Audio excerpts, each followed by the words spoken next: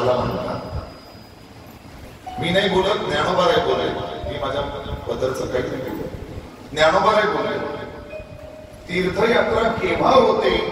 तुम्ही अनेक वेगवेगळ्या तीर्थक्षेत्राच्या ठिकाणी गेला आणि अनेक वेगवेगळ्या तीर्थांचं तुम्ही दर्शन घेतलं, पण तीर्थयात्रा करत असताना, दर्शन घेत असताना, फिरत असताना जर मुखामध्ये नामस्मरण नसेल तर ज्ञानोबा राय काय म्हणाले?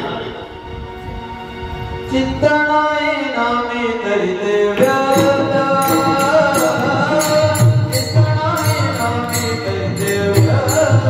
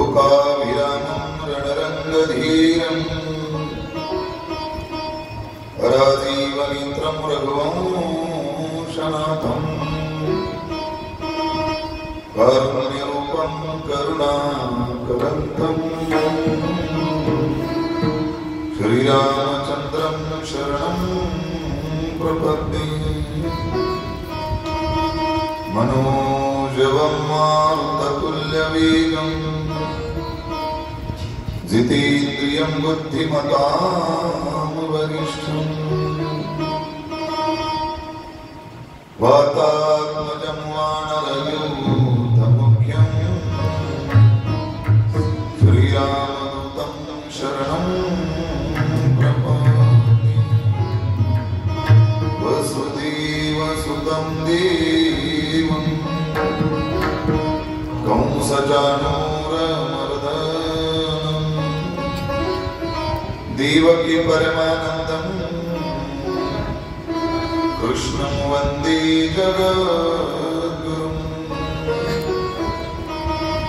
महायोगपीठे तटे भीमरत्यां वरं पुण्डरीकाय दातुं मुनीन्द्रैः समागत्य तिष्ठन्तमानन्दकन्दम् परब्रह्मलिङ्गं भजे पाण्डुरङ्गम् कलावज्ञजीवोद्धरावतारम् कलङ्कापतिरोधिकामोदिवक्त्रम् खलाणीशवादापनोदादक्षम् समाधिस्तमुतिं भजे ज्ञानदेवम् गुरुर्ब्रह्मा गुरुर्विष्णु गुरुर्देवो महेश्वरः गुरु साक्षात् परब्रह्म तस्मै श्री गुरवे तस्मै श्री गुरवे तस्मै श्री गुरवे गोपाल कृष्ण भगवान की जय राधा रानी की जय यमुना मैया की जय आज के आनंद की जय।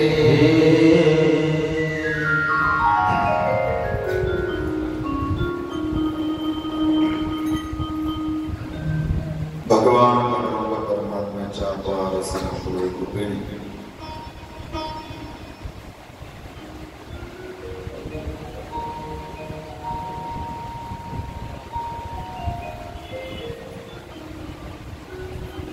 साधू संत महात्म्यांच्या कृपाआशीर्वादाने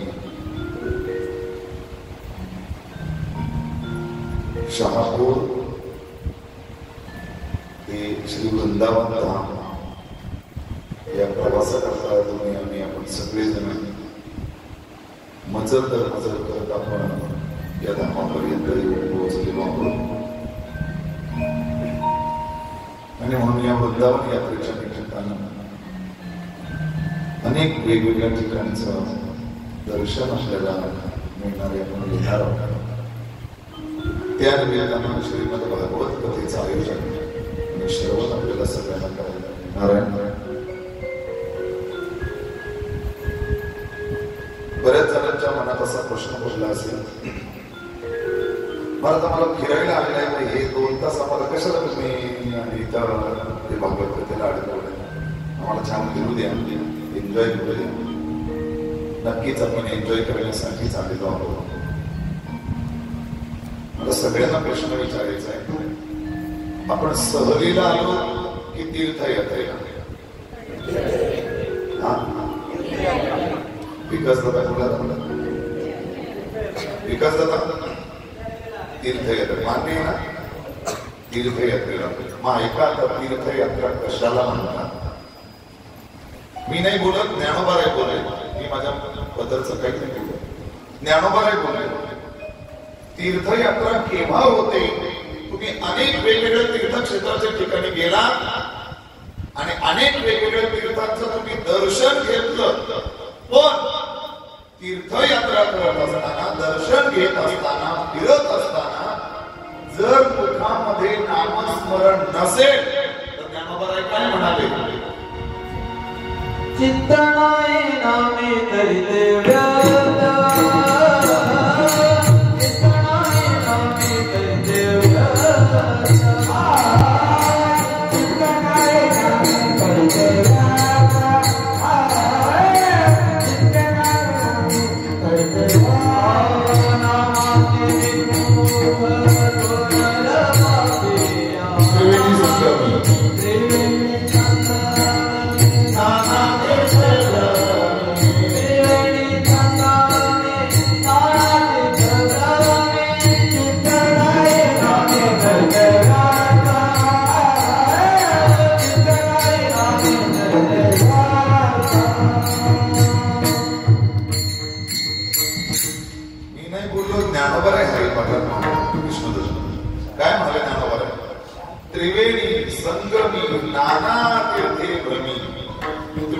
त्रिवेणी संगमावर जा किंवा नाना तीर्थ फिरा तुम्ही, पण चित्त नाही नामी. तुमचं चित्त, तुमचं मन जर नामस्मरणावर नसेल किंवा त्या तीर्थयात्रेमध्ये जर तुमच्याकडनं नामस्मरण घडलं नाही तर त्याला तीर्थयात्रा म्हणणार नाही. चित्त नाही नामी तरी ते व्यर्थ. तुमचे 7,000 फुकट गेले असं समजा, 7,000 फुकट गेले असं समजा. मग ती सहल होईल, ती यात्रा होणार नाही, तीर्थयात्रा होणार नाही. आणि म्हणून तीर्थयात्रेमध्ये इथं आलेले सगळे आपण रिकामतेकडे येऊ का? रिकामतेकडे काम नाही का कोणाला म्हणून आपण आलोय? नाही. प्रत्येक जण प्रचंड बिझी आहे. कमी करा इको कम करू. प्रत्येक जण आपण सर्वजण बिझी हो. प्रत्येकाला काही ना काही काम आहे प्रत्येकाला. त्याच्यानंतर इथं आलोय ते फुकट आलो नाही, आपल्याला प्रचंड पैसे खर्च करावे लागणार आहे. मग आपला वेळ आपण खर्च करून आलोय, आपले पैसे आपण खर्च करून आलोय, आणि त्याचा जर का आपल्याला उपयोग झाला नाही तर सगळं ते व्यर्थ जाईल. म्हणून 2 तास का होईना आपल्याकडनं काहीतरी श्रवण व्हावं म्हणून या श्रीमद भागवत कथेचं आयोजन आहे. दुसरं कारण काय श्रीमद भागवत कथेचं आयोजन आहे? तुम्ही आपण ज्या धामामध्ये आलोय तो धाम म्हणजे साधा सुद्धा धाम नाही. प्रत्यक्ष भगवान श्रीकृष्ण परमात्म्याचा चरण स्पर्श, प्रत्यक्ष भगवान परमात्मा या भूमीमध्ये खेळला, गोपिकांच्या बरोबर रासलीला केली भगवान परमात्म्याने या भूमीमध्ये, आणि त्या भूमीमध्ये आपण आलोय. बघा, लक्षात ठेवा, 6 दिवस आपण या भूमीमध्ये थांबणार आहोत. या 6 दिवसात आपल्याला फार वेगळा अनुभव, त्याची खरंच मनापासून श्रद्धा आहे. त्याला या वातावरणाचा, या परिसराचा प्रचंड वेगळा अनुभव आल्याशिवाय राहणार नाही. या धामामध्ये पाऊल ठेवल्या ठेवल्या आपल्याला ते वातावरण आणि त्या लहरी आपल्याला जाणवल्याशिवाय राहणार नाही. अशा प्रत्यक्ष धामामध्ये आपण आज आलेलो आहे. मला काल रमेश दादांनी आमच्या विचारलं, महाराज इथं पाणी, इथं समुद्र जवळ आहे का? समुद्र जवळ आहे का? काय इथलं पाणी खारट आहे? तर जगामध्ये सगळ्या नद्या गोड पाण्याच्या आहेत, पण जगामध्ये एकमेव अशी नदी आहे ती खाऱ्या पाण्याची. त्या नदीचा आपण स्नानासाठी जाणार आहोत एक दिवस. तिचं नाव आहे यमुना मैया. वृंदावनामध्ये, मथुरेमध्ये यमुना नदी आहे, आणि ही यमुना नदी खाऱ्या पाण्याची. जगातल्या सगळ्या नद्या गोड आहेत, गोड पाण्याच्या आहेत, पण एकमेव नदी ही खाऱ्या पाण्याची. एक साधू महात्मा असं म्हणतो का अनेक यमुना मैयाचं खारं पाणी असण्याची अनेक वेगवेगळी विविध कारण आहेत, पण एक साधू असं म्हणतात काय या नदीचं खारं पाणी? तर ज्या वेळेस भगवान परमात्म्याला आणि गोकुळ सोडून, वृंदावन सोडून जेव्हा मथुरेला जायचंय, अक्रूरजी न्यायला आले भगवान परमात्म्याला. फक्त 11 वर्षाचे भगवान परमात्मा, आणि कंसाबरोबर युद्ध करण्याकरता कंसाला मारायला जायचंय. भगवान परमात्म्यावर नितांत प्रेम करणाऱ्या गवळणी आडव्या झाल्या. त्या अक्रूरला आम्ही नेऊ देणार नाही तुला, भगवान परमात्म्याला, कृष्णाला नेऊ देणार नाहीत, आम्ही नेऊ देणार. भगवान परमात्मा समजवतात, काळजी करू नका, मी पुन्हा येईल, मी परत येईल, काळजी करू नका. ऐकतच नाही गवळणी आमच्यापासून देवाला. आम्ही या गोकुळामध्ये, या वृंदावनामध्ये आम्ही जे जगतो ते या भगवान श्रीकृष्ण परमात्म्याच्या जीवावर, आणि तो जर गेला तर कसं शक्य आहे? इतक्या रडल्या गोपिका की अश्रूच्या पाठच्या पाठ वाहत होते, आणि ते पाठ त्या यमुना मैयाला जाऊन मिळाले. आणि म्हणून ते साधू म्हणतात की त्या यमुना मैयाचं पाणी काय झालंय? खारं झालं. एक हिंदी कवी फार गोड त्याचं वर्णन करतो. मीठे रस से भरियोरी राधा रानी लागे, महारानी लागे. मीठे रस से भरियोरी राधा रानी लागे, महारानी लागे. मने कारो कारो यमुना नीरो पानी, मने कारो कारो यमुना नीरो पानी. श्री राम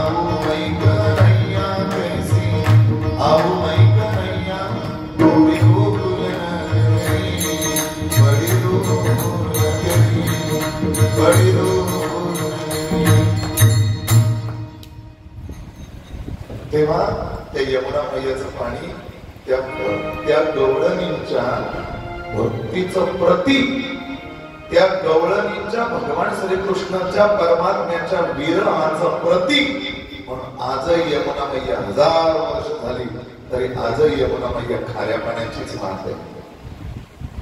अजून मला आमचे नरेशजी निवडे त्यांनी एक प्रश्न विचारला. मला गेल्या वर्षी आपण द्वारकेला सुद्धा जाऊन आलो, पण वृंदावनात जो भाव आपल्याला जाणवतो तो द्वारकेत मला जाणवला नाही, असं नरेशजींनी मला प्रश्न विचारला. त्याचं कारण असं, वृंदावन धाम, गोकुल धाम हे भक्तीचं प्रतीक आहे, भक्तीचं प्रतीक आहे. भक्ती मातेला सगळ्यात जास्त पोषक वातावरण जर कुठे मिळालं तर ते या वृंदावनामध्ये. राधाराणीचं गोड एक प्रसंग आहे. भगवान श्रीकृष्ण परमात्मा आजारी पडला, ताप आला देवाला, आणि ताप आल्यानंतर अनेक वैद्य बोलवले, सगळं काही बोलवलं. मी गवळणींची किती श्रेष्ठ भक्ती होती, किती देवावर प्रेम होतं, मी याकरता सांगतो. काही केल्या देवाचा तापच उतरत नाही, तापच उतरत नाही. मग स्वतः भगवान श्रीकृष्ण परमात्म्याने यशोदा मैयाला सांगितलं, मैया कोणत्याही एका गवळणीच्या पायाखालची माती आणि ती माती माझ्या सर्वांगाला लावली की माझा ताप काय होईल, निघून जाईल. गवळणीच्या पर्यंत ही बातमी पोहोचली. बाकीच्या गवळणी तयारच व्हायला तयार नाही. अरे ज्या देवाची आम्ही भक्ती करतो आणि आपल्या पायाची माती त्या देवाला, त्या देवाच्या अंगाला कशी लावायची? नाही, आम्ही माती देणार नाही. पण राधा राणी गवळण होती, ती राधा राणी मात्र तयार झाली.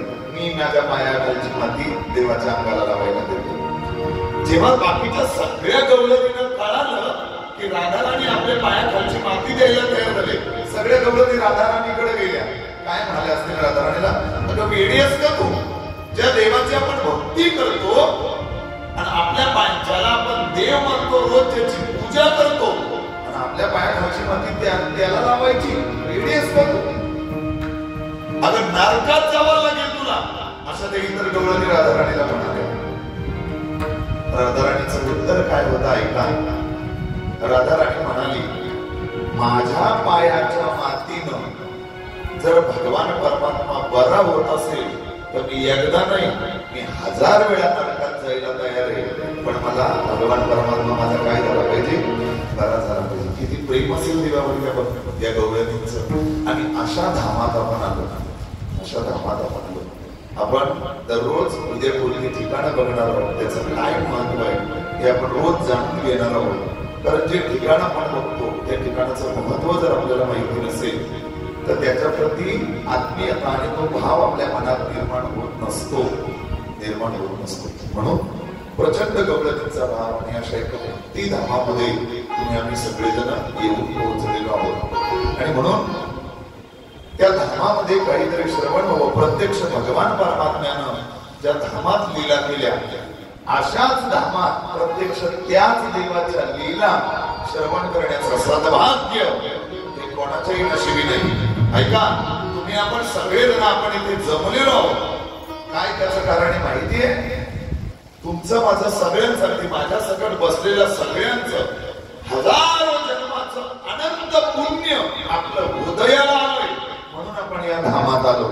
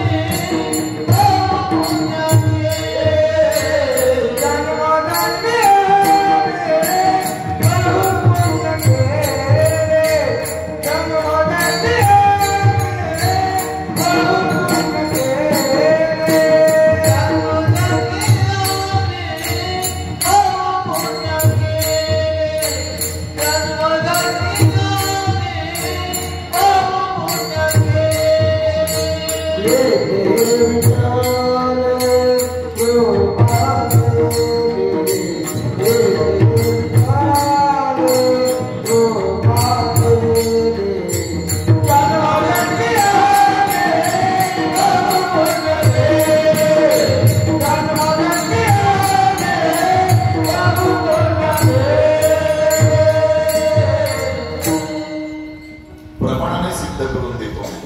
काय गुरु मौलींनी प्रमाण दिलं? जन्मो जन्मी आम्ही बहु पुण्य केले तेव्हा या विठ्ठले कृपा. लक्षात ठेवा, भगवान परमात्म्याच्या मंदिरात दर्शनासाठी जाताना कोणी जात नाही, बहुता सुकृतांची जोडी म्हणून विठ्ठली यावे. ज्याचे अनंत जन्माची पुण्यही असते तोच देवळामध्ये मंदिरामध्ये दर्शनला जात असतो. चला, हे आध्यात्मिक कारण आहे. बघू जवळ मी या आपल्या यात्रेच्या माध्यमातून पटवून देतो. आपल्या लोकांमध्ये 2-3 महिने अगोदर रिझर्वेशन केलेली काही माणसं होती. काय बोलतोय मी नीट ऐका बरं. आपल्या यादीमध्ये 2-3 महिने अगोदर रिझर्वेशन केलेली माणसं होती, पण तरी देखील त्यांना यात्रेला येता आलं नाही. आणि आमच्या मोरे वहिनी कुठे धातवर करा, मोरे वहिनी बघा, मोरे वहिनी हे मोरे दादा ज्या दिवशी निघायचंय त्याच्या दिवशी दुपारी त्यांची तयारी झाली. दुपारी 18 तारखेला निघालो ना आपण, 18ला सकाळी मला वाटतं 10 ते 11 वाजता कोणाला बायकोला यायचंय, काय करू, घेऊ का बरोबर? मी म्हटलं की हा बरोबर. हे काय याचं कारण आहे तुम्हाला माहितीये? 2 हे आमच्या आनंदाला खडे बघायला. 18 तारखेला निघालो, 17 तारखेला रात्री मला वाटतं फोन केलाय, बरोबर आहे? लक्षात ठेवा, ज्यांचं 3 महिने अगोदर रिझर्वेशन झालंय तरी देखील त्यांना इथे येता आलं नाही. आणि ज्यांचं रिझर्वेशन देखील नसताना, तिकीट बुक नसताना देखील ते आपल्या सोबत या धामामध्ये आले. काय कारण आहे? जन्मोजन्मी आम्ही बहु पुण्य केले तेव्हा या विठ्ठले कृपा केली. तुम्ही आम्ही आलो नाही की आपण इथे, आपल्या मागच्या जन्मातलं काहीतरी आपलं चांगलं पुण्य आहे. त्या पुण्याने तुम्हाला इथं काय आणलंय? खेचून आणलं तुम्हाला. हे नंदूदादा चौधरी गेली सतत 3 वेळा मला वाटतं, बरोबर आहे? तिसरी वेळ आहे सतत सोबत आहे. तिसरी वेळा येतात, त्यांच्याजवळ पैसा आहे म्हणून येत नाही, त्यांची इच्छा आहे म्हणून सुद्धा येत नाही. त्यांच्या पुण्यानं त्यांना 3 वेळा इथे खेचून आणलं. बऱ्याच जणांना जेव्हा आपण विचारलं, नाही आम्ही जाऊन आलोय, आता नाही आम्ही येऊ. या काय याचं कारण आहे? पुण्य आपल्याला इथे खेचून आणतं. बघा, पुण्य खेचून आणतं. खरं तर या यात्रेचं आम्ही मोजके 10 ते 15 जण खरं तर येणार होतो. माझी तिसरी वेळ, 2 वेळा मी अगोदर आलो. माझ्या सौभाग्यवतीला मला आता काही कारण असतो. त्याच्यानंतर मला वाटतं राजेंद्र नाही, तुम्ही आरतीताई तुम्ही आला होता, राजेश आलेला नव्हता, बरोबर ना? त्याच्यानंतर आमचे देवबाबा आले होते, 2 वेळा आले होते. त्यांच्या ती आई त्यांना यायचं बाकी होतं. त्याच्यानंतर अजून असे 4-5 जण आहे की आमचे प्रशांत दादा मांडे ते आले होते. प्रीतीताई आमच्या आल्या नव्हत्या. आम्ही असं ठरवलं होतं, आपण सगळी जोडपी आपण एकटाच गेलो होतो. नरेंद्र तिवरे आमचे ते पण 2 वेळा आले, एकटेच आले होते. त्यांच्या सौभाग्यवती आल्या नव्हत्या. म्हणून आमच्या 10-12 जणांनी आम्ही ठरवलं की जर आपण जोड्याने आपण वृंदावनाला जाऊया.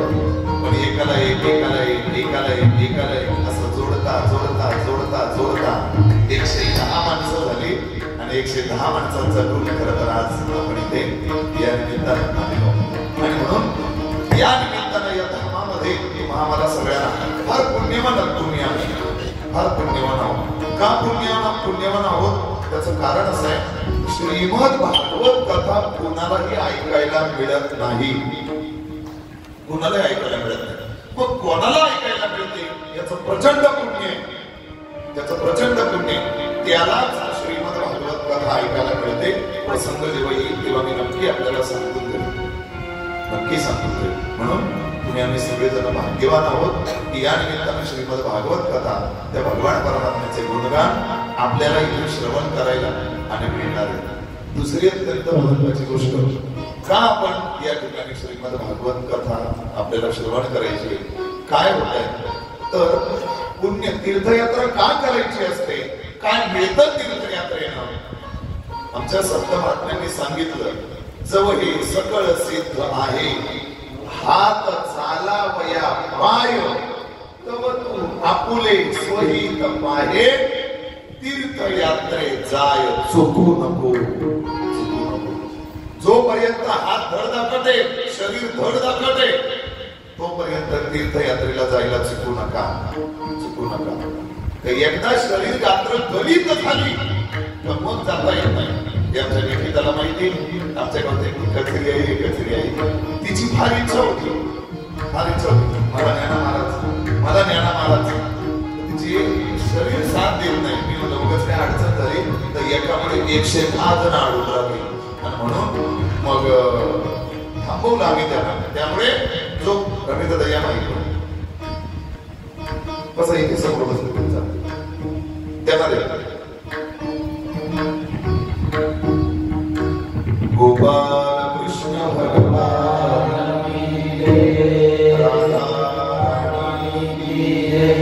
श्रीमद भागवत पुराण.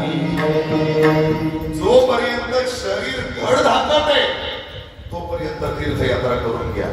आपलं उलट आहे, आपण काय करतो, जोपर्यंत तरुण होतो तोपर्यंत म्हणतो नाही संसार करून घ्या. रिटायर झालो का मग मी फिरायला निघेल.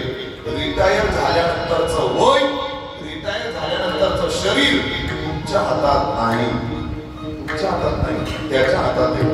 ते चांगलं हे असेल नसेल सांगता येत नाही.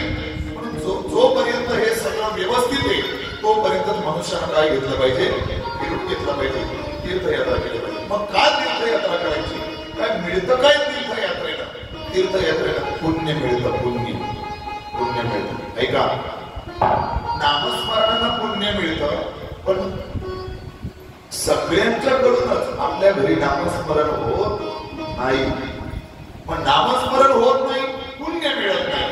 आणि म्हणून या निमित्तानं का होईना लोक तीर्थयात्रेला जातील आणि तीर्थयात्रेच्या हेतून का होईना पण लोकांच्या पदरात काय पडेल, पुण्य पडेल. म्हणून ज्ञानोबा हरिपाठामध्ये बोलून गेले, तीर्थ व्रत भाव धरी रे करुणा, शांती दया पाहुणा हरी करी. म्हणून मनुष्याला तीर्थयात्रा केली पाहिजे, आम्हाला पुण्य मिळणार आहे. अजून एक वाक्य बोलतो ऐका. तुम्ही आयुष्यभर किती संसार केला त्याची कुठंच देवाच्या दरबारात नोंद होणार नाही. पण या 8 दिवसाची नोंद मात्र त्या देवाच्या डायरी मध्ये तुमची झालेली असेल.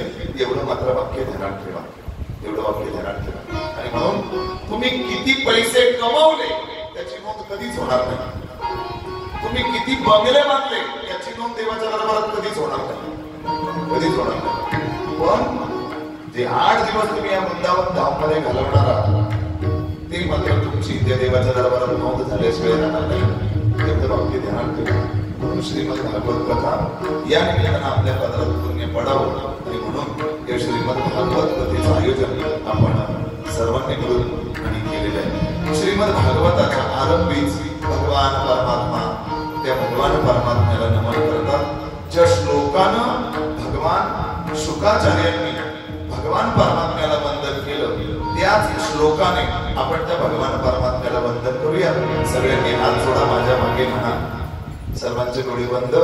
भगवान परमात्म्याची ती मूर्ती, भगवान श्रीकृष्ण परमात्म्याचं ते गोंड स्वरूप आपल्याला बघायला मिळेल. भगवान परमात्म्याचं स्मरण करा, त्या देवाला नमस्कार करा. देवा तुझ्या धामामध्ये आम्ही आलोय, हा आमचा नमस्कार, या कथेमधून आम्ही तुला नमस्कार करतोय, तो नमस्कार आमचा स्वीकार कर. माझ्या मागे सगळ्यांनी म्हणा, सच्चिदानंद रूपाय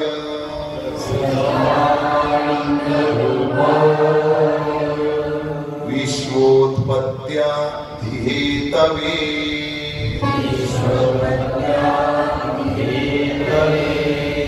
तापत्रय विनाशाय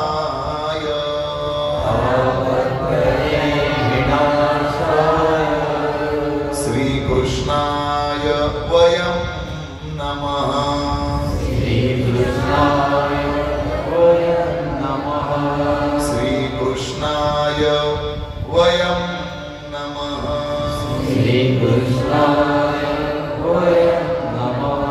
श्रीकृष्णाय वयं नमः. श्रीकृष्णाय वयं नमः. गोपाल कृष्ण भगवान की जय. भागवत पुराण की जय. भागवताच्या आरंभी भगवान शुकाचार्य भगवान परमात्म्याला नमन करतात. का भगवान परमात्म्याला नमन करायचंय?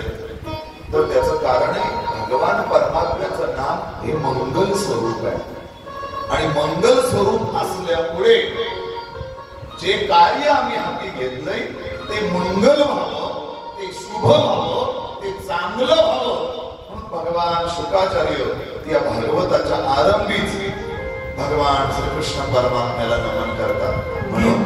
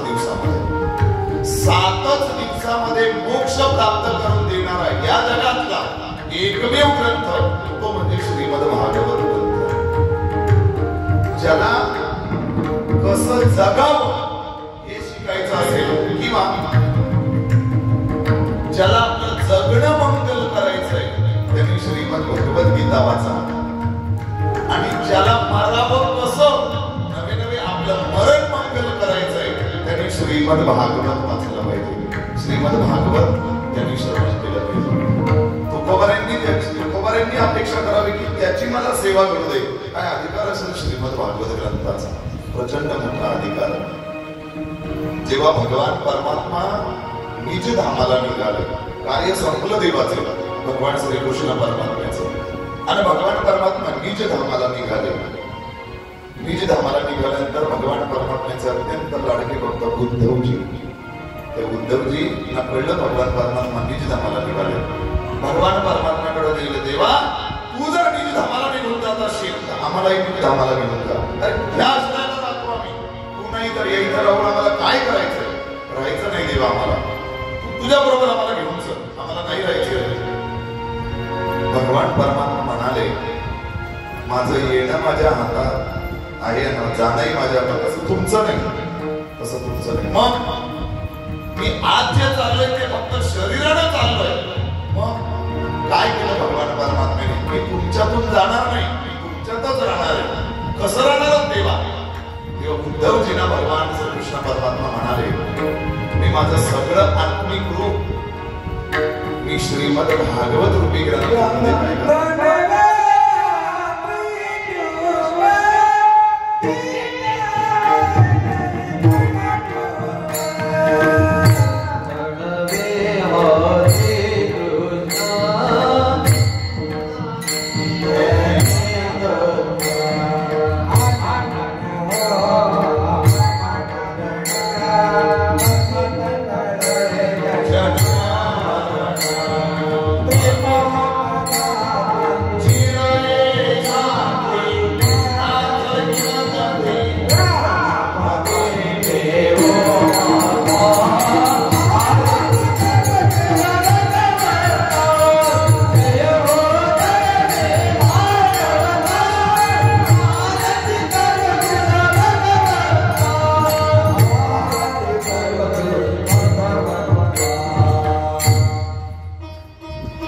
भगवान परमात्मा निज धामाला जाताना भगवान परमात्म्याने या श्रीमद भागवत रूपी ग्रंथामध्ये काय केला?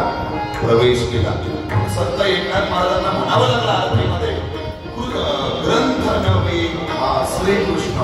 श्रीमद भागवत ग्रंथ म्हणजे तो ग्रंथ नाही, भगवान श्रीकृष्ण परमात्म्याची ती वाङ्मय मूर्ती.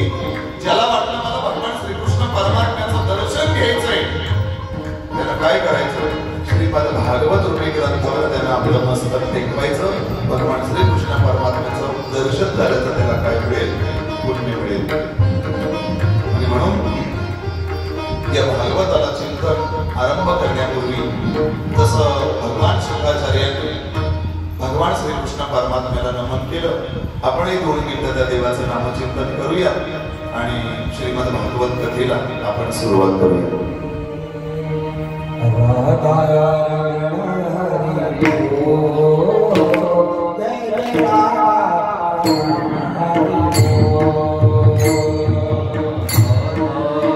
सर्वांनी बोला प्रेम, सर्वांनी बोला प्रेमाने बोला.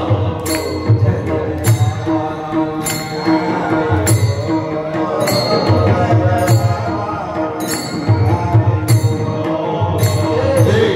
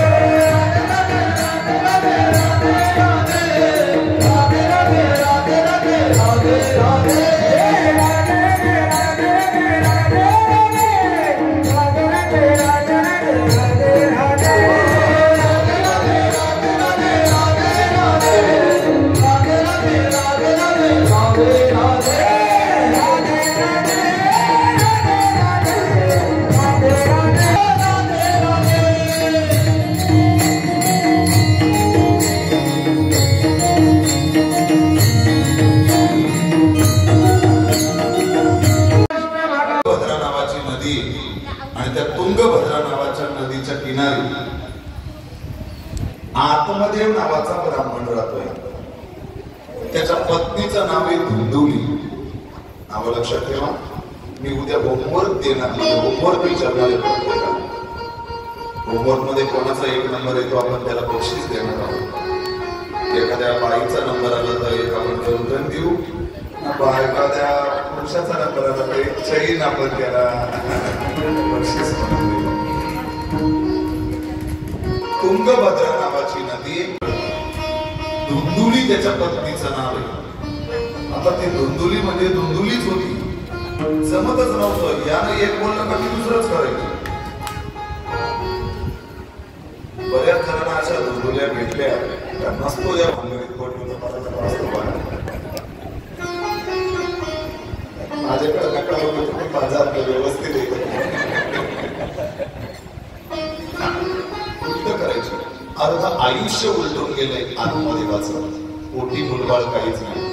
स्वतःला काही नाही तर नाहीच. मोठ्या गाईला सुद्धा त्याच्या काहीच नाही. गाईला काही नाही तर नाही. दारातल्या अंगणातल्या झाडाला सुद्धा फळफूल नाही. एवढा अभागी आत्मदेव. एवढा अभागी. आणि याचं सगळं खापडती धुंदुली कोणावर पडायची? त्या आत्मदेव नावाच्या ब्राह्मणावर. ठरवलं त्याने बस नको यांना संसार. एकतर पोटी काहीच नाही आणि त्याची बायको अशी मिळाली. जगायचं कोणासाठी? जगायचं कोणासाठी? नको राहायचं नाही. आत्मदेव नावाचा ब्राह्मण आत्महत्या करण्याकरता जंगलामध्ये निघून गेला. आत्महत्या करण्याकरता गेल्यानंतर आता एका विहिरीमध्ये उडी मारणार तेवढ्यात एका साधूनं त्याला धरलं. हे अरे का मारतोस? का आत्महत्या करतोस? साधू सोडा सोडा सोडा मला मला नाही जगायचं. का मारतोस? काही बायको बोलली का तुला? काही अडचण आहे का तुला? साधू सोडा मला. तुमच्यासारख्या साधू संदेशाला आमच्या संसारातल्या कथा आणि व्यथा काय कळणार आहे? सोडा मला मारायचंय. काय झालं गेलं सांग. आणि मग तो आत्मदेव नावाचा ब्राह्मण त्या साधूला म्हणाला, साधू महात्मे, मुलगा नाही मला मुलगा. पोटी मुलगाच नाही. जगू कोणासाठी म्हटले? जगू कोणासाठी? त्यात बायको ही अशी मिळाली म्हटली. पोटी मुलबाळ नाही, मुलगा नाही. म्हणून जगायचं नाही मला, मरायचं. वाक्य नीट आहे का साधूचं? काय म्हणाले साधू? साधू म्हणले काय? तुला मुलगा नाही? अरे येड्या, तुला मुलगा नाही? जगातला सगळ्यात सुखी तूच म्हटले. कळतंय ना मी काय बोलतोय ते? नेटवर्क चालू ठेवा व्यवस्थित. रेंज जाऊ दे बघा. काय म्हणले साधू? तुला मुलगा नाही? अरे जगातला सगळ्यात सुखी तूच. आत्मदेव नावाचा ब्राह्मण त्या साधूला म्हणाला, साधू तुम्हाला काय करणार आहे? संदेशी तुम्ही तुम्हाला काय करणार आहे? संसाराचं काय करणार आहे? मुलाचं महत्व. पोटी मुलगा नाही, त्याचं जीवन किती व्यर्थ आहे म्हणून. अरे आई तुला खरं सांगतोय मी, ज्याला मुलगा नाही जगात तोच सगळ्यात सुखी. म्हणले कसं काय? साधू म्हणले येड्या, ज्याला चार चार आहेत ती किती सुखी आहे जरा जाऊन बोल. बोल म्हटले तुला कळत जगात काय काय चाललंय. सोडा मला मारायचंय. साधूच्या लक्षात आलं, आजचं माझं वाक्य आज याला कळणार नाही, वेळ आल्यावरच कळेल. ऐकणार नाही ना. साधून आपल्या झोळीतून एक फळ काढलं, फळ मंत्रित केलं आणि त्या आत्मदेवाला दिलं. जा हे फळ तुझ्या बायकोला खायला दे, मुलगा होईल म्हणा.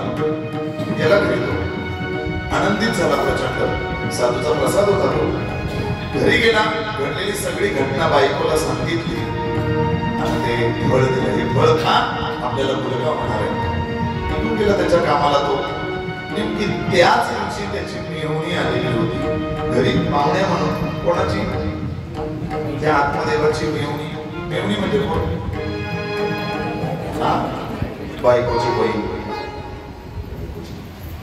ती मेवणी आली, ती म्हणली काय वेडी असते यातले पोरवतात म्हणले, टाकून दे म्हणले ते.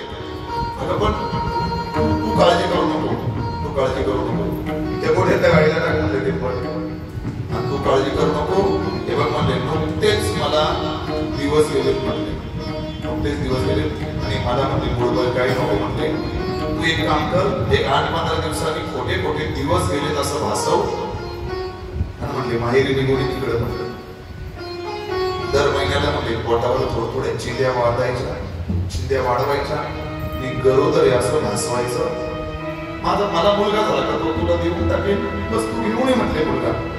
धुंदुलीला आई व्हायचं होतं पण त्रास न करता, त्रास नको, तिला प्रसूतीच्या वेदना नकोय, 9 महिन्याचा तिला ते गर्भधारणा नकोय, त्रास न होता, कष्ट न घेता तिला आई व्हायचं होतं. माझं एक वाक्य ध्यानात ठेवा, या जगात कष्ट सहन केल्याशिवाय कोणालाच मोठं होता येत नाही. कष्ट केल्याशिवाय मिळत नसतं, आई तर काहीच मिळत नाही या जगामध्ये, कष्ट सहन करावे लागते. ज्ञानोबाई तुकोबाई मोठे झाले, काय कष्ट सहन करावे लागले ज्ञानोबाई तुकोबाईंना, इतकं सोपं नाही. महात्मा फुले ही मंडळी मोठी झाली, लोकांनी चिखल फेकला अंगावर, शेण फेकला अंगावर, सहन केलं त्यांनी, म्हणून त्यांच्या जयंती आणि पुण्यतिथ्या साजऱ्या होतात. ध्यानात ठेवा. ठीक आहे म्हणले काय हरकत नाही, ते फळ तिने गायीला टाकलं, ती गाय गरोदर राहिली, कारण साधूचा प्रसाद होता, तो वाया कसा जाईल, वाया कसा जाईल. एक 15 महिन्यावर झाली, खोटं मला दिवस गेले तसं सांगितलं आत्मदेवाला, गेली माहेर निघून, मला काम नाही करायचं, बाहेर निघून गेली. बाहेर निघून गेल्यानंतर दर महिन्याला थोडी बोर्डावरती गाय बांधायची, चिंध्या बांधायची, बोर्ड बांधून घ्यायची आणि मला मी गरोदर आहे म्हणून असं सांगायचे सगळ्यांना. 9 महिने 9 दिवस भरले आणि ती मिळून तिची ती बहीण प्रसूत झाली आणि योगायोगाने तिला मुलगा झाला. तो मुलगा त्या धुंदुलीला दिला, तर म्हणले आता घरी तुझ्या. इकडं त्या गायीचे सुद्धा, गोठ्यातल्या गायीचे सुद्धा दिवस काय झाले, पूर्ण भरले आणि भरल्यानंतर ती गाय सुद्धा प्रसूत झाली. पण राजेंद्र गायीला वासरू नाही झालं, काय झालं, मुलगा झाला. मुलगा का बरं, साधूचा प्रसाद होता, तो काय म्हणाले होते साधू, जा खायला दे, मुलगा होईल. मुलगा झाला, त्या मुलाचं सगळं शरीर माणसासारखं, कान फक्त 2 गायीसारखे. का बरं, कारण 9 महिने 9 दिवस त्या गायीने त्याला पोटात वागवलं ना, त्या मातृ त्या आईची काहीतरी खून असावी म्हणून त्या जन्मदात्या आईची खून म्हणून कान मात्र गायीसारखे, बाकी सगळं शरीर आपल्या माणसासारखं. ती धुंदुली घेऊन तो मुलगा घरी आली. इकडे गोठ्या त्या गायीला एक मुलगा झाला. आत्मदेव नावाचा ब्राह्मण इतका आनंदी झाला, इतका आनंदी, आंधळा मागतो 1 डोळा, देव देतो 2 डोळे. नामकरण सोहळा ठेवला, दोघांचे वारसा ठेवला. तो मुलगा धुंदुलीचा म्हणून त्याचं नाव ठेवलं धुंदुककार. वास्तविक तो धुंदुलीचा नव्हता, पण त्याला माहित नाहीये त्यांनी काय राजकारण मध्ये केले. तो धुंदुलीचा मुलगा म्हणून त्याचं नाव ठेवलं धुंदुककारी.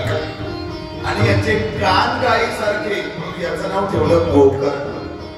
गो म्हणजे गाय, कर्ण म्हणजे कान. गायीसारखे कान ज्याचे आहेत असा तो कोणता समास निकिता असं नंतर आपण नंतर सांगणार.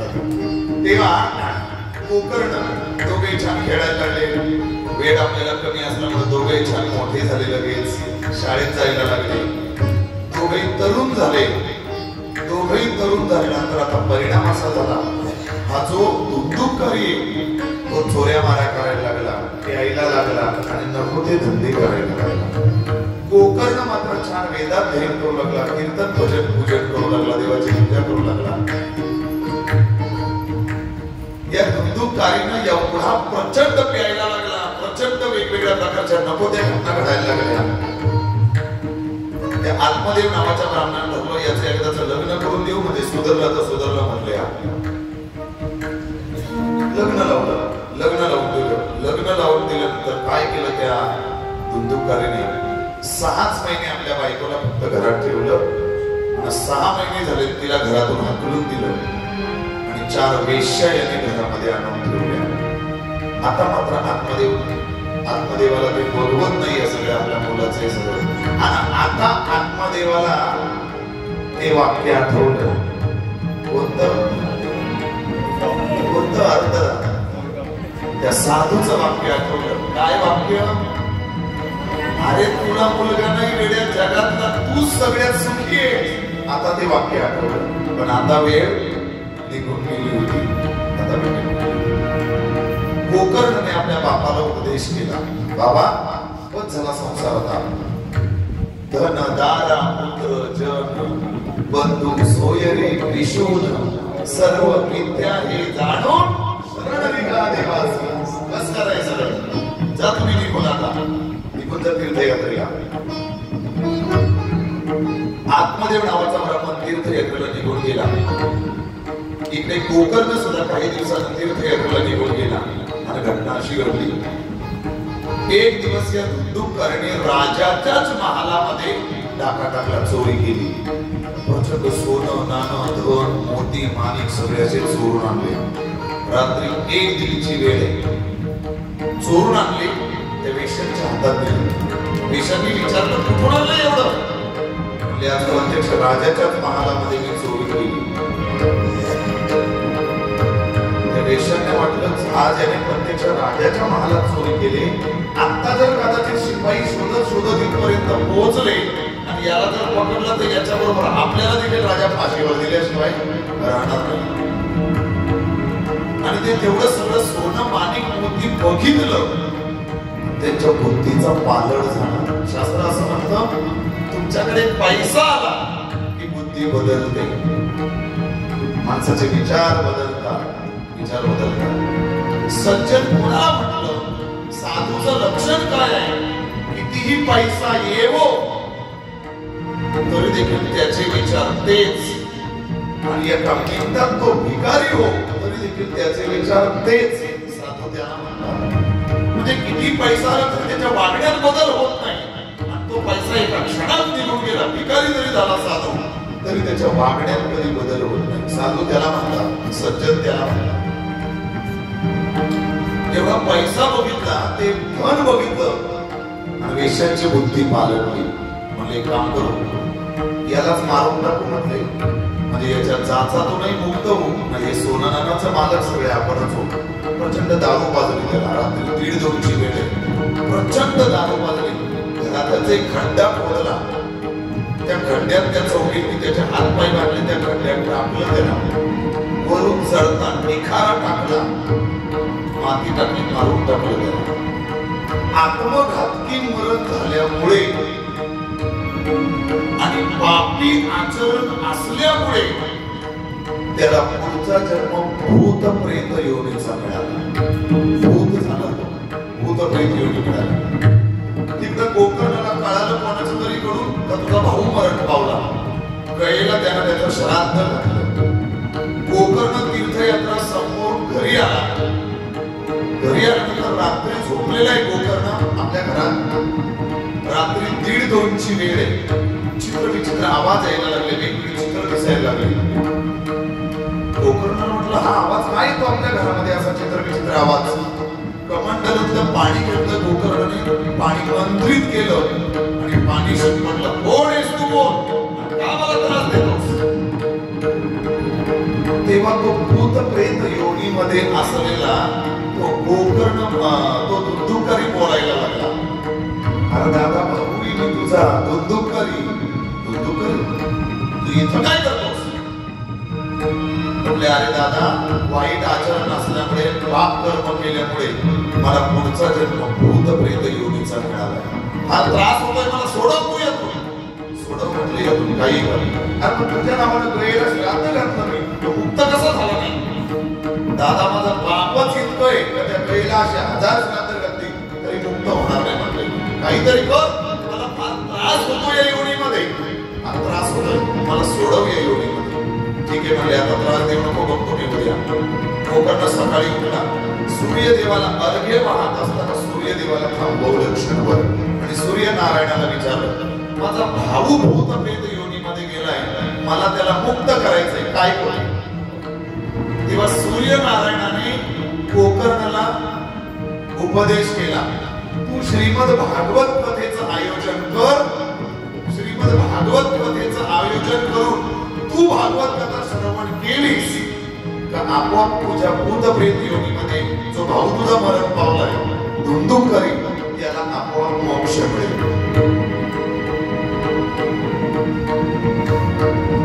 श्रीमद भागवत कथेचं आयोजन केलं, स्टेज बनवला, मंडप टाकला, सगळ्यांना आमंत्रण दिलं, प्रवक्ते ठरवले आणि भागवत कथेला आता सुरुवात झाली.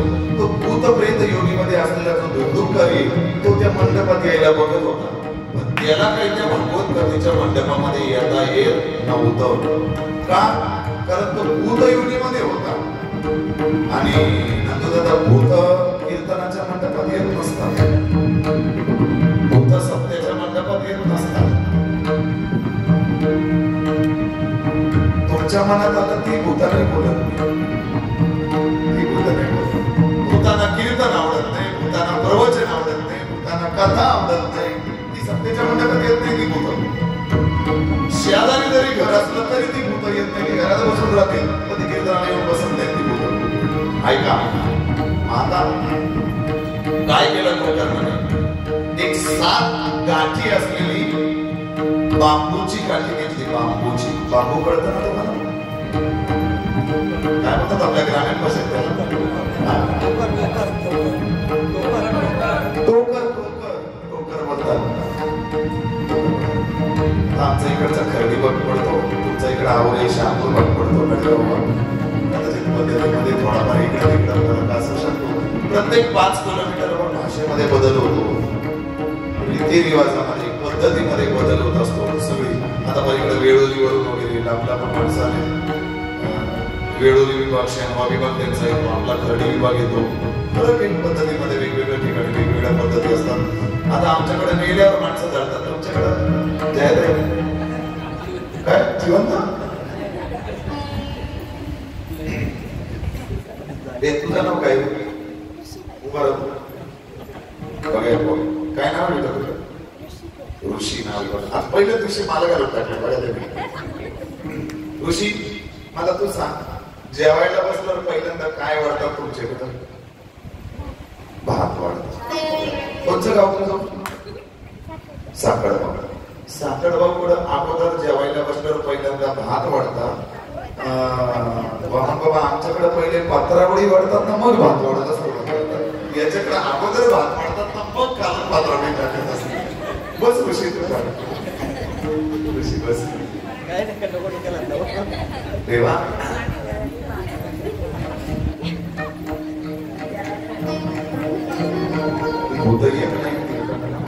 टोकर होता.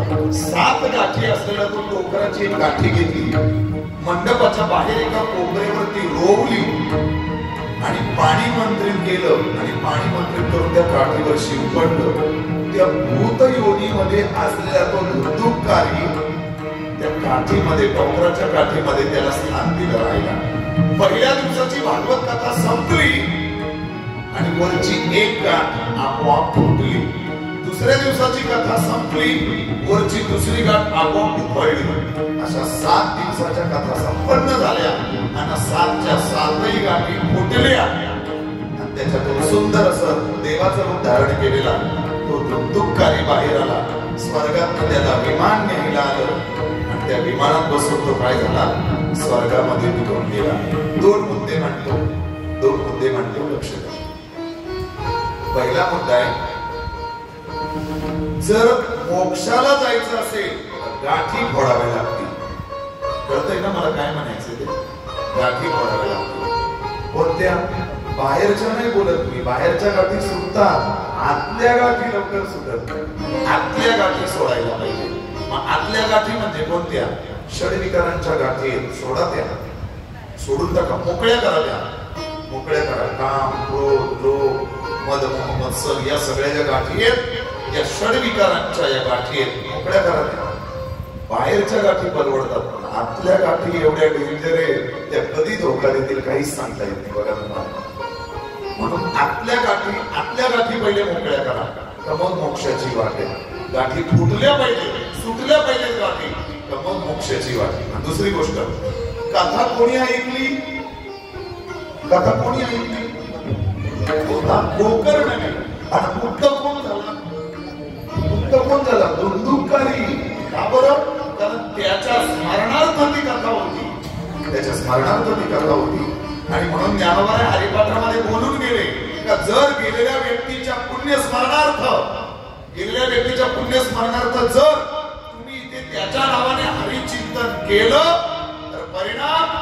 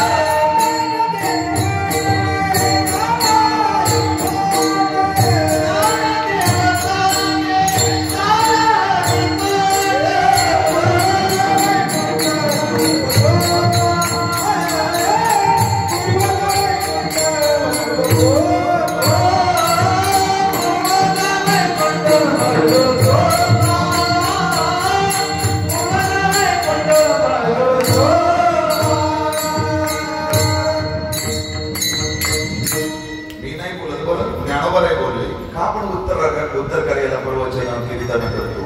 त्याचं कारण असं आहे गेलेल्या व्यक्तीच्या पुण्यस्मरणार्थ ते झालं की त्याला मोक्ष मिळतो. त्याची वैकुंठात जाण्याची वाट मोकळी होते. आमचे प्रशांत दादा म्हणजे त्यांच्या आई वडिलांच्या स्मरणार्थ श्रीमद भागवत कथेचं आयोजन या निमित्तानं गडगावला भरपूर अशी भागवत कथेचं आयोजन सुंदर नियोजन त्यावेळी केलेलं होतं. आपल्या पूर्वजांना मोक्ष मिळावा, वैकुंठाची त्यांची वाट सोपी व्हावी याकरता हरिचिंतन करावं लागतं. श्रीमद भागवत कथा ऐकली गोकर्णाने, पण मुक्त मात्र कोण झाला? तो धुंदुकारी. कारण त्याच्या स्मरणार्थ ती आणि कथा होती. म्हणून ज्याला ज्याला वाटतं की माझे गेलेले, माझी असेल, आजोबा असेल, आई असेल, वडील असेल, अजून कोणी असेल, ते मुक्त व्हावे याकरता तुम्ही जे भागवत श्रवण करणारा त्याचं पुण्य तुम्हाला तर मिळेलच, जे कोणी पूर्वज गेले त्यांना देखील आणि त्याचं पुण्य त्यांच्या देखील पदरात आणि पडल्याशिवाय राहणार नाही एवढं निश्चित. हे भागवत कोणी कोणाला सांगितलं तर भगवान शुकाचार्यांनी राजा परीक्षितीला हे भागवत सांगितलं. मग आता कोण होते हे भगवान शुकाचार्य आणि कोण होता हा राजा परीक्षिती? एवढे दोन मुद्दे बघायचे आणि आज आपल्याला काय करायचंय? थांबायचंय. स्वयंपाक आमच्या नाथा दादांनी तिकडे तयार करून ठेवलाय आणि त्याच्यामुळे स्वयंपाक तयार असल्यावर श्रोत्यांचं ऐकण्याकडे लक्ष नसतं. बऱ्याच जणांना वाटतंय कधी एकदाच हे संपवतात आणि कधी एकदाच आम्हाला तिकडे काय मिळतंय? जेवायला मिळतंय. त्यामुळे दोन मुद्दे आपल्याला बघायचे आणि आज आपण इथे थांबणार आहोत. पहिला मुद्दा, कोण हे भगवान शुकाचार्य ज्यांनी राजा परीक्षितीला कथा सांगितली? कोण येते शुकाचार्य? गोड अशी कथा आहे, ऐका. एकदा नारद महर्षी कैलास पर्वतावरनं चाललेले होते आणि पार्वती माता त्यांना भेटली. आणि पार्वती माता एकट्याच होत्या. सहज त्या पार्वती मातेकडे गेले. चहा पाणी सगळा झाला आणि सहज पार्वती मातेला त्यांनी सांगितलं, माते, भगवान शंकरजी आपले पती आहेत. मग ते सगळे गोष्टी तुम्हाला सांगतात का? हो, माझे पती आहेत. मला सगळं ते काही जे काही घडलेलं आतापर्यंत सगळं काही मला ते सांगतात. सगळं काही सांगतात? मला नाही वाटत म्हणले सगळं काही सांगतात. नाही, सगळं काही मला सांगतात. मग मला एक सांगा, त्यांच्या गळ्यामध्ये जी मुंडक्यांची माळ आहे ती माळ कसली आहे ती मला सांगितलंय का? म्हणले त्यांनी. म्हणली हो कडे, ही काय आजपर्यंत मला सांगितलं नाही. कळलावून गेली, नारद निघून गेले. बरेचसे नारद मुनी कळलावतात निघून जातात. ऐका, मी काय बोलतो तेव्हाही नारद मुनी होते ना, आताही नारद मुनी. तेव्हा तर एकच नारद मुनी होते, आता तर गावोगावी नारद मुनी. गावोगावी फरक एवढाच आहे, तेही नारद मुनी कळ लावायचे, हेही नारद मुनी कळ लावतात. पण मग फरक काय? अरुंदाचा फरक त्यातला असा आहे, ते नारद मुनी कळ लावायचे, त्यांच्या कळ लावण्यातून जगाचं कल्याण व्हायचं. जगाचं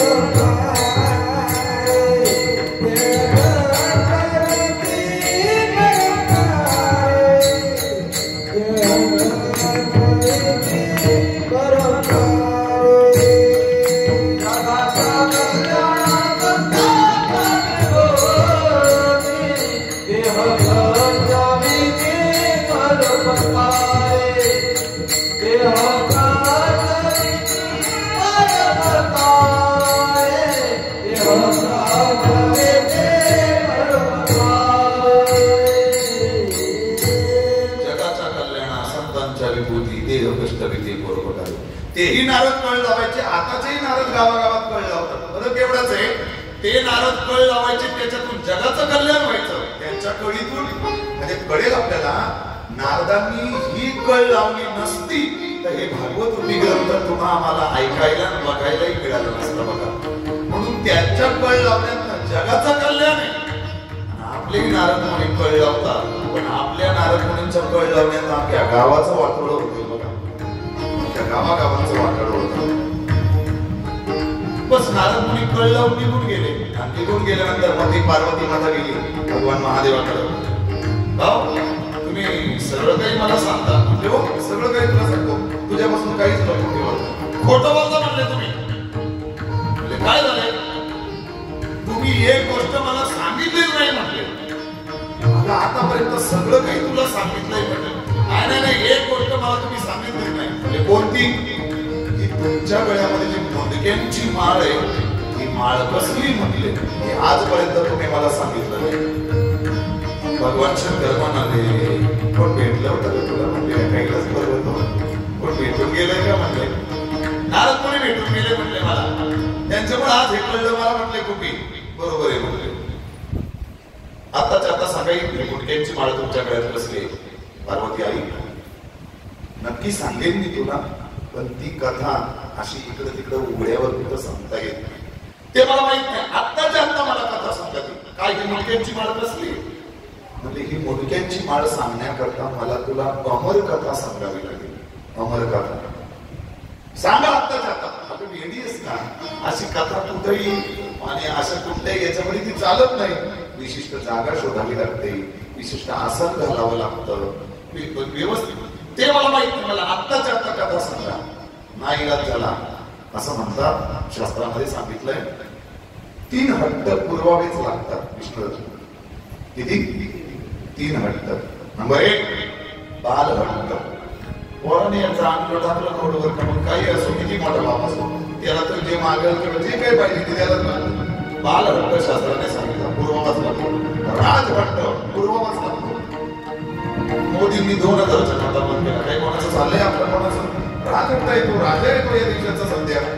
राजा हे सगळे अधिकार त्याच्या हातात येतो. 2000च्या नोटा बंद बंद. आता तो सोन्याच्या गंठणी बंद करणार आहे. असतील तर माझ्याकडे जमा करून द्या तुम्ही. ऐका, राज हट्ट पुरवावाच लागतो. आणि नंबर 3 स्त्री हट्ट पुरवावाच लागतो. पुरवावाच लागतो. चालत नाही काही स्त्रीला. झालंय का तुमचं? नाही बरं आहे. अजून झाल्यावर कळलं तुम्हाला काय पुरवावाच लागतो. ऐकलं, शेवटी ऐकावं लागलं. ठीक आहे म्हणले, नेतो तुला. पण इथं नाही सांगता येणार. एका गुहेत तुला नेऊन गपचूप सांगावी लागेल, कारण ती अमर कथा आहे. दुसरी कोणी ऐकता कामा नये म्हटले. जो ऐकेल तो अमर होईल. तो ऐकेल तो अमर होईल. मग काय केलं? हिमालयाच्या एका गुहेमध्ये पार्वतीला भगवान शंकर घेऊन गेले. आणि घेऊन गेल्यानंतर भगवान शिवजीवर आसनावर बसले, पार्वती खाली बसली. का? शास्त्र असं म्हणतं, वक्त्याचं आसन हे काय पाहिजे? उंचावर पाहिजे. आणि श्रोत्यांचं आसन काय पाहिजे? वक्त्याच्या आसनापेक्षा श्रोत्याचं आसन उंचावर असू नये, दोष लागतो. श्रवण करताना दोष लागतो. भगवान शिवजी वर बसले, पार्वती माता समोर खाली बसली. पार्वती बघ, अमर कथा सांगतोय मी तुला, अमर कथा. कोणीच नाही इथे. मी डोळे बंद करून ती अमर कथा तुला सांगणार आहे, पण तू नक्की कथा ऐकतेस का नाही ऐकत हे मला कसं कळेल? मग त्याकरता तू एक काम कर, मध्ये मध्ये हुंकारे देत राहा. मी जेव्हा बोलतो तेव्हा हा बर अच्छा हा असं तू मध्ये मध्ये मला हुंकारे देत राहा, म्हणजे मला कळेल पार्वती जागी आहे, पार्वती कथा ऐकली. नाही तर बऱ्याच जणांना कथेमध्ये झोपा लागतात, डोळे लागतात बऱ्याच जणांचे. ठीक आहे म्हणजे काही हरकत नाही. बस भगवान शिवजीने कथेला सुरुवात केली.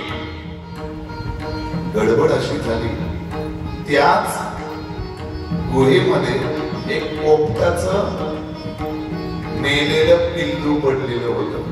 त्या गुहेमध्ये पोपटाचं पिल्लू, मेलेलं पिल्लू ते पडलं होतं. काय कथेमध्ये ताकद आहे ऐका.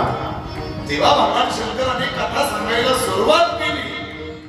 आता अमर कथा असल्यामुळे कथा सांगायला सुरुवात केल्याबरोबर ते पोपटाचं जे मेलेलं पिल्लू होतं ते पिल्लू जिवंत झालं आणि ते पोपटाचं पिल्लू ऐकायला लागलं, ती कथा ऐकायला लागली.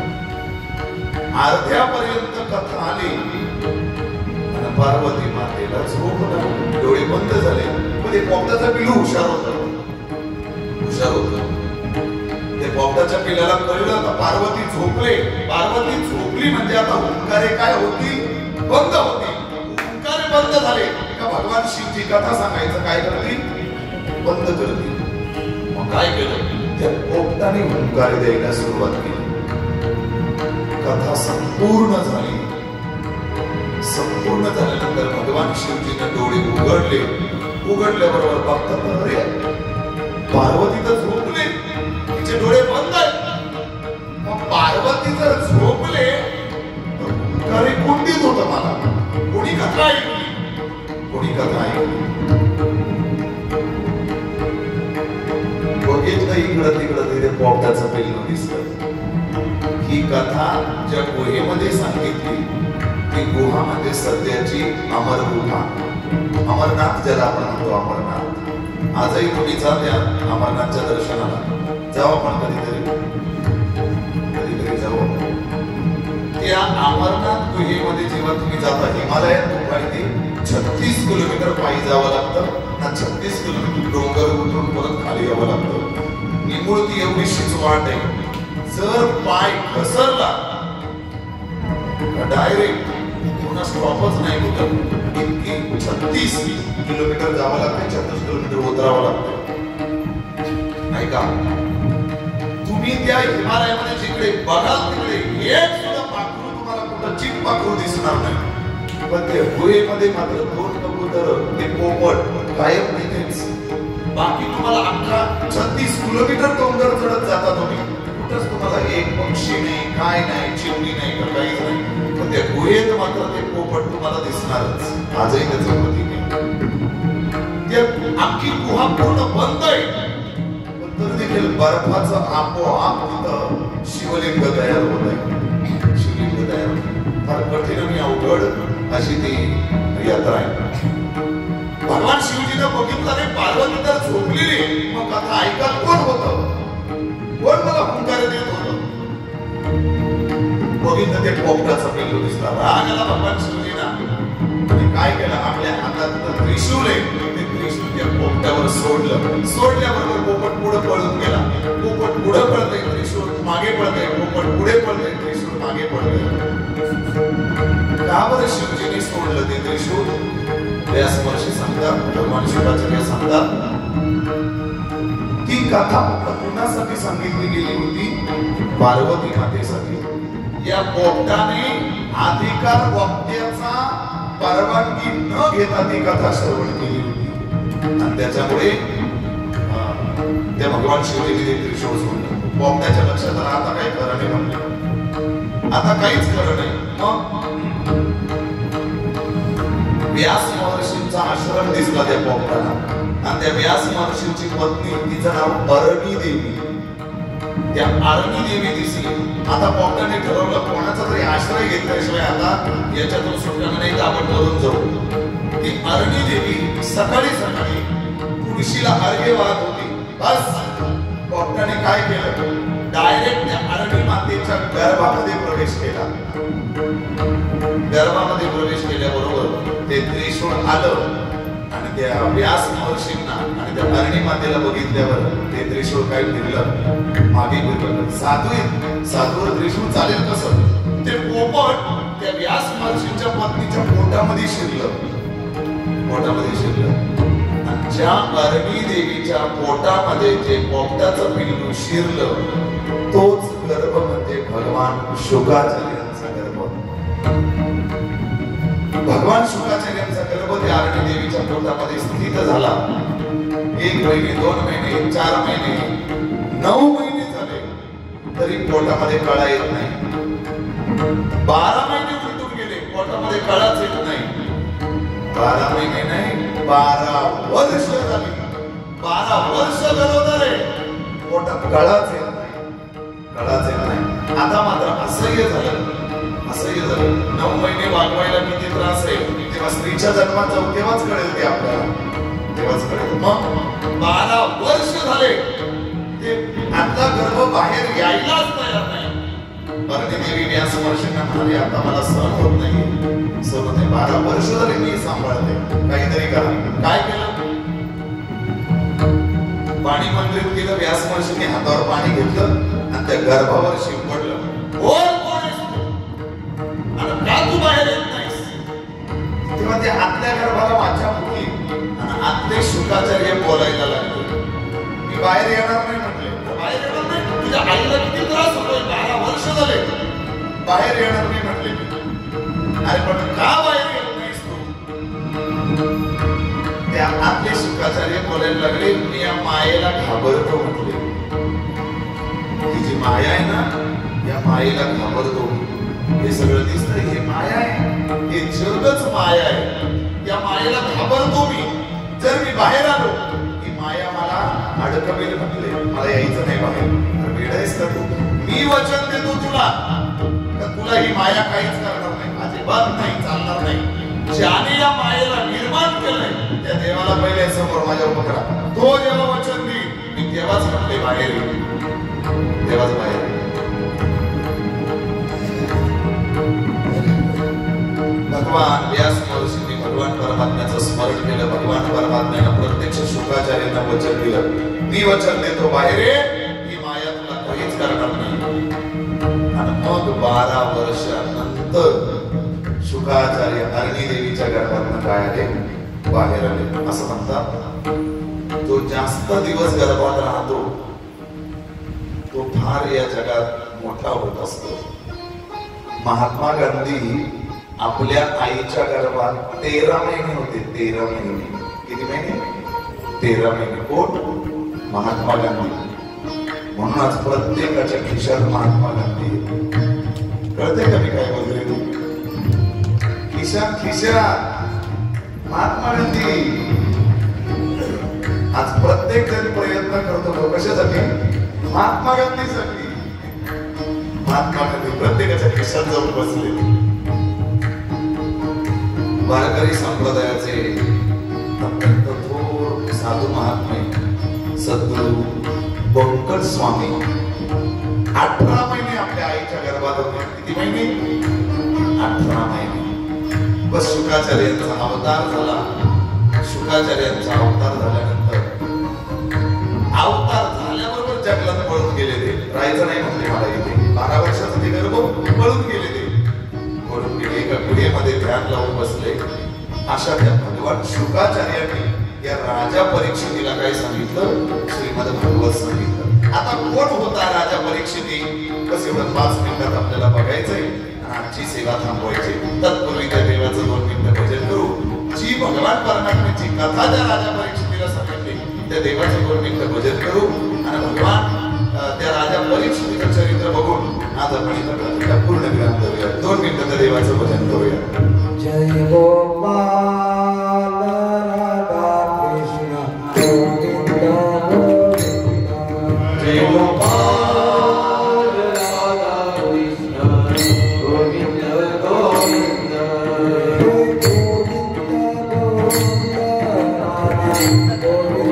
गोविंद राधे गोविंद गोविंद राधे गोविंद गोविंद.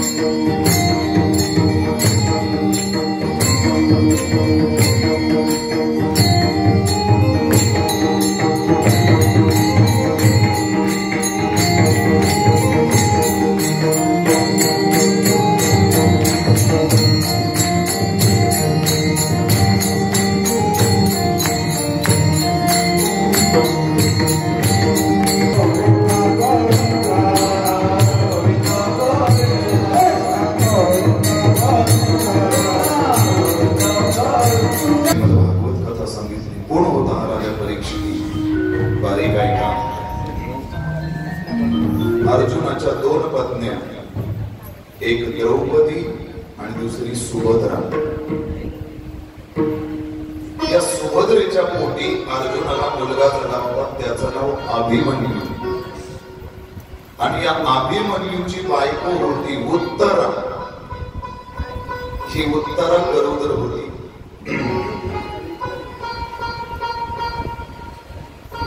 अश्वत्थाम्याने दुर्योधनाला वचन दिलं होतं, एक सुद्धा पांडव शिल्लक ठेवणार नाही, पांडवांचा वंशच संपवून टाकेल म्हटले. द्रौपदीला 5 मुलं होती, 5. द्रौपदी आणि तिची 5 मुलं समोर झोपलेली. रात्री झोपेमध्ये अश्वत्थाम्याने येऊन द्रौपदीच्या 5च्या मुलांची शिर उडवली. रक्तपात झाला. तिच्या डोळ्यात एकच आपली 5ही मुलं गेले.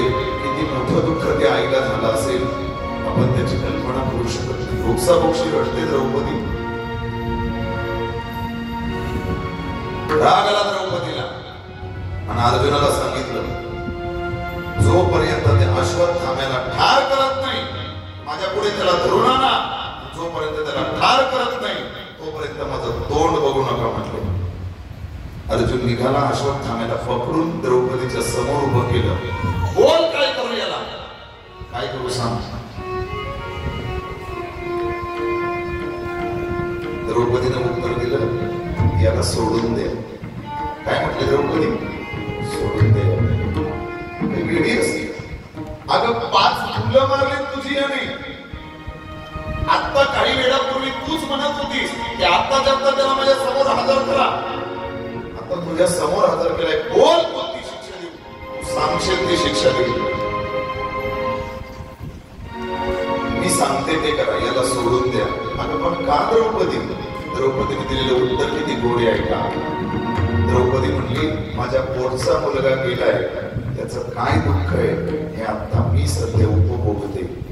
जेव्हा आपण याला मारू तेव्हा याच्या आईला किती दुःख होईल, कारण याची आई आता म्हातारी.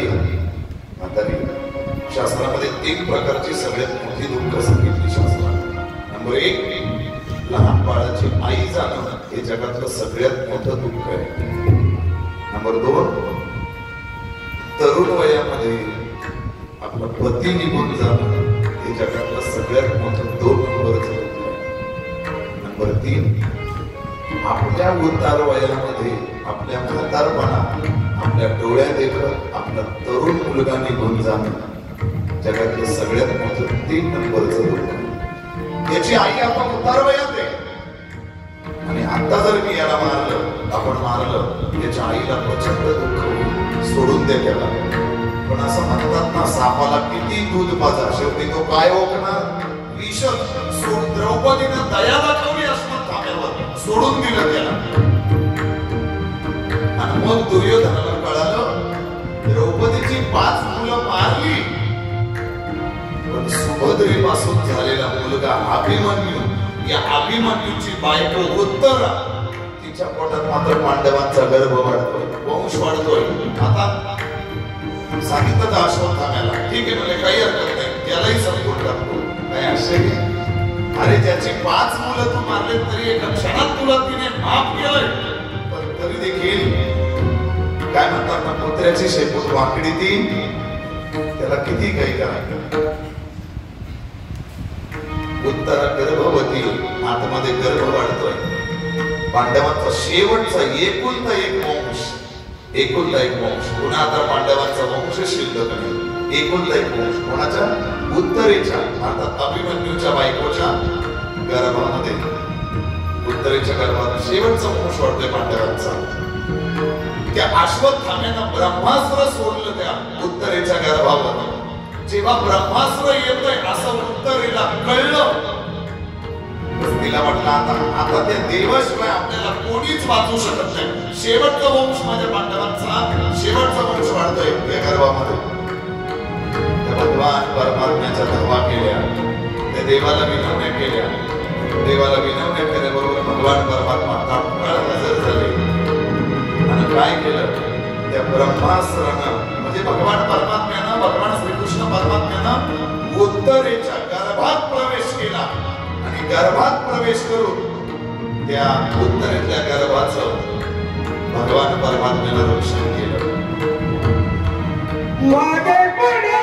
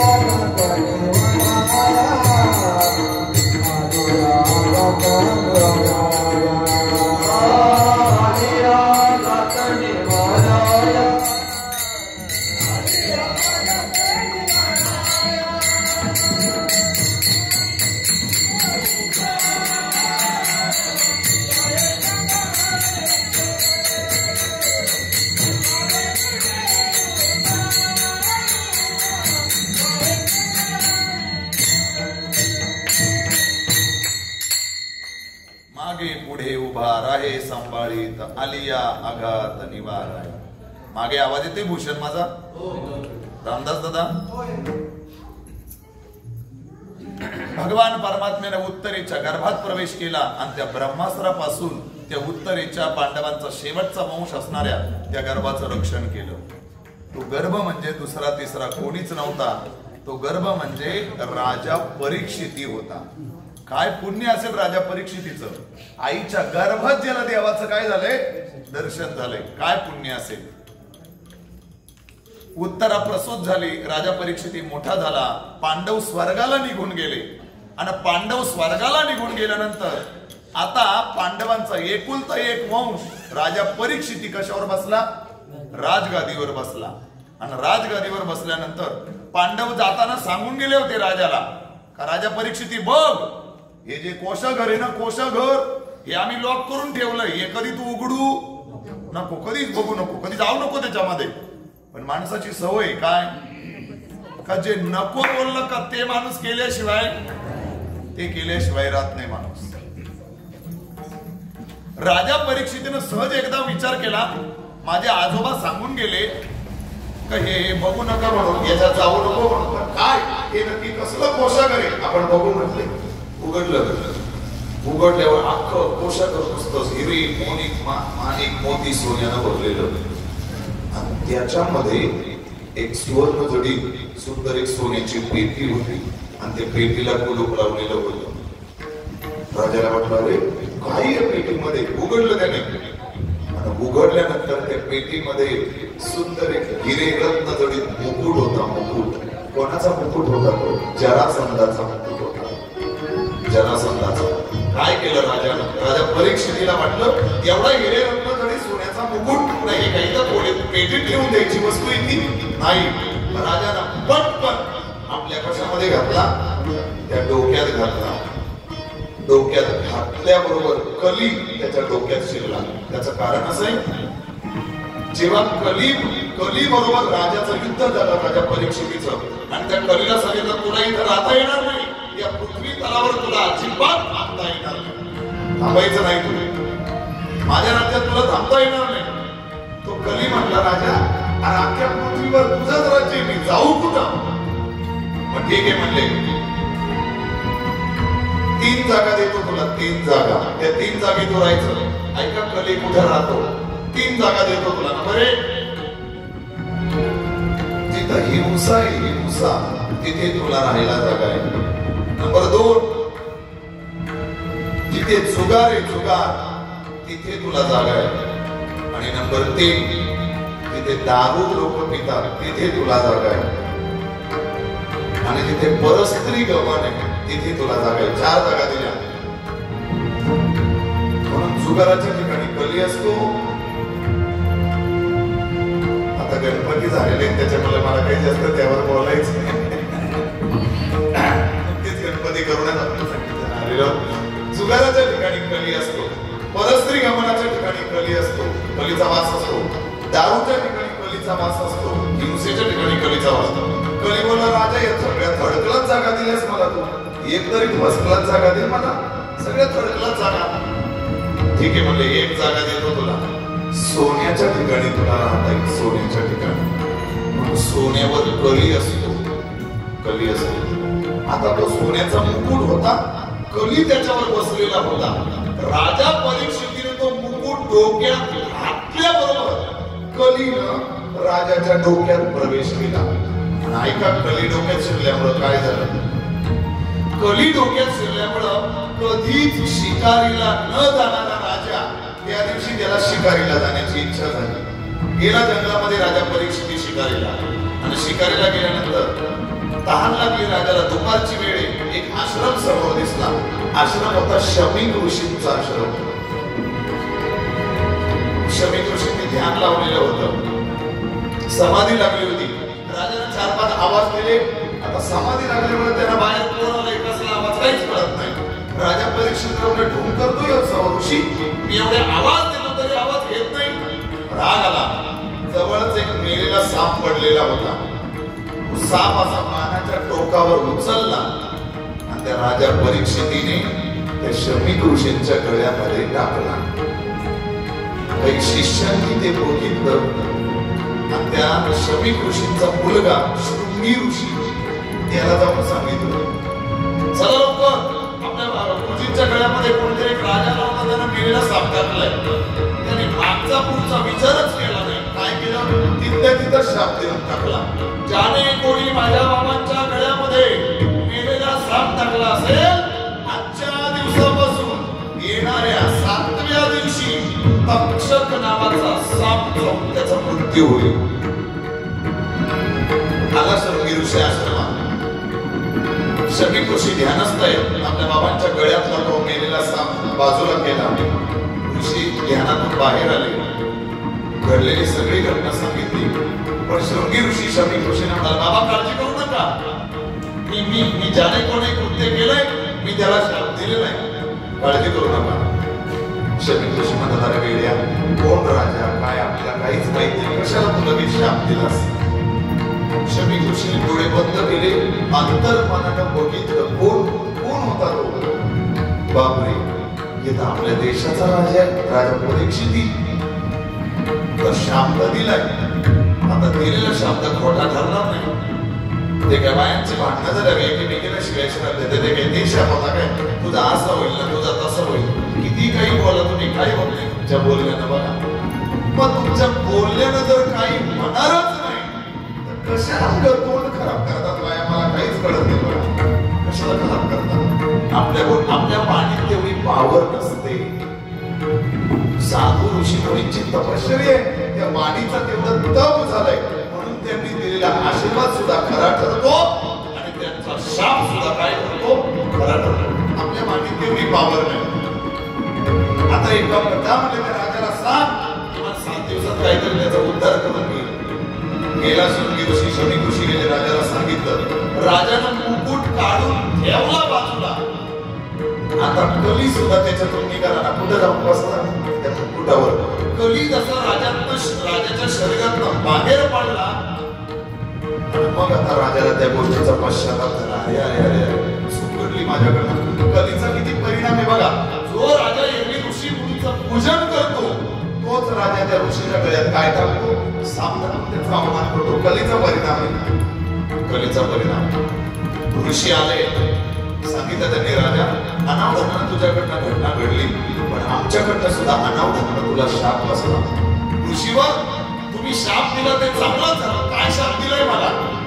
राजा परीक्षितीला ऋषी सांगतात, राजा येणाऱ्या 7व्या दिवशी तक्षक नावाचा साप जाऊन तुझा मृत्यू होणार आहे. बरं झालं तुम्ही शाप दिला, कारण माझ्याकडनं फार मोठी चूक घडली. पण आता ऋषीवर मला एक करा, या 7 दिवसात माझ्या जीवनाचा उद्धार कसा होईल तेवढा उद्धार फक्त मला सांगा. बस तेवढा उद्धार कसा होईल? त्या ऋषी मुनींनी सांगितलं, एक काम कर, या 7 दिवसात जर तुला उद्धार करून घ्यायचा असेल तर श्रीमद भागवत कथेचं श्रवण तू कर. कोण सांगेल भागवत कथा? मला भगवान शुकाचार्य आहे, ते तुला कथा सांगतील. निघाला राजा, सर्व राज्याचा त्याग केला राजानं आणि निघाला राजाच्या गळामध्ये. भगवान शुकाचार्यांचं ध्यान करत करत भगवान शुकाचार्यांची भेट घेतली, घडलेली सगळी घटना सांगितली. शुकाचार्य तयार झाले. भगवान शुकाचार्यांनी जे राजा परीक्षितीला भागवत सांगितलं तेच भागवत या निमित्ताने या धर्मामध्ये तुम्ही आम्ही सगळेजण श्रवण करतोय. बोले गोपाल कृष्ण भगवान की जय, वृंदावन धाम की जय, श्रीमद भागवत पुराण की जय. आजच्या या कथेचा शेवट करून आपण इथे थांबतोय.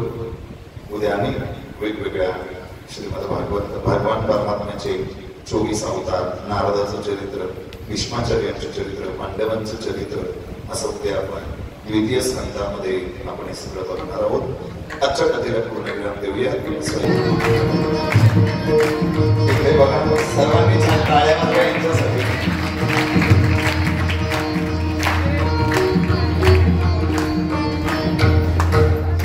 नक्कीच मला वाटतं या वृंदावन धाममध्ये आपल्या मुलीच्या वाढदिवसाच्या निमित्तानं आपण जी सेवा दिली, नक्कीच तिच्या पाठीशी पुण्य उभं राहिल्याशिवाय राहणार नाही.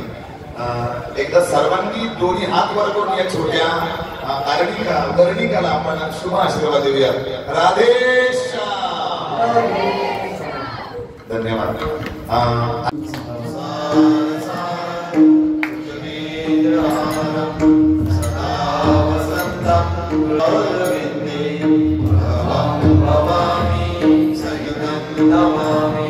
जय हो जय भागवता, आरती करो तुझ भगवंता. जय हो जय श्री भागवता, आरती करो